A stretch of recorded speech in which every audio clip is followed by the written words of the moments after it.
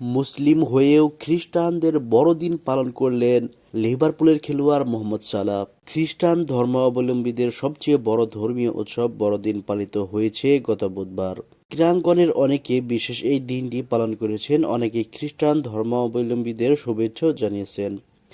তেমনি একজন মিশরের তারকা ফুটবলার মোহাম্মদ সালাহ, যিনি ইংলিশ প্রিমিয়ার লিগে খেলেছেন লিভারপুলের হয়ে, তিনি সামাজিক মাধ্যমে প্রতি বছরই সপরিবারে বড়দিন পালনের ছবি দিয়ে থাকেন। এবারও ছবি পোস্ট করেছেন সামাজিক যোগাযোগ মাধ্যমে। এ নিয়ে ভক্তদের মধ্যে দেখা দিয়েছে মিশ্র প্রতিক্রিয়া। এই ছবি দেখে তার ওপর খেপেছেন অনেক মুসলিম ধর্ম অবলম্বী ভক্ত, আবার অনেকে তাকে বাহবা দিচ্ছেন। বুধবার একটি ক্রিসমাস ট্রির সামনে বসে বড়দিন উৎসবের ছবি দেন এই মিশরীয় তারকা, যেখানে দুই সন্তান ও স্ত্রীর সঙ্গে তাকে বিশেষ পোশাক পরতে দেখা যায়। সাধারণত বড়দিন উৎসবে খ্রিস্ট ধর্মীয় ফুটবলাররা যেভাবে দিনটি পালন করেন, তেমনই সাজ দেখা গেছে সালার পরিবারে, যেটি সহজভাবে মেনে নেননি ভক্তরা। এ নিয়ে তারা সামাজিক মাধ্যমে ব্যাপক সমালোচনা করেছেন।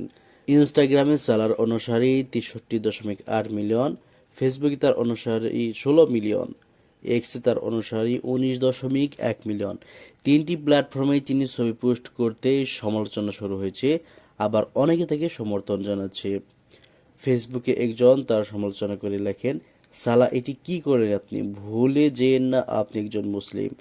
আরেকজন লেখেন, আমি অবাক হচ্ছি মোহাম্মদ সালাহ, আপনি দিন দিন কত নিচে নেমে যাচ্ছেন, ধর্মকে ভুলে যেন না। আরেক অনুসারী মন্তব্যে লেখেন, আরেকজন তো আরোই হাত নিয়েছেন এই তারকাকে। তিনি লেখেন, এই পোস্টের মাধ্যমে আগামী 10 বছরের জন্য স্পন্সরশিপ পাওয়ার পথ সুগম করলেন তিনি।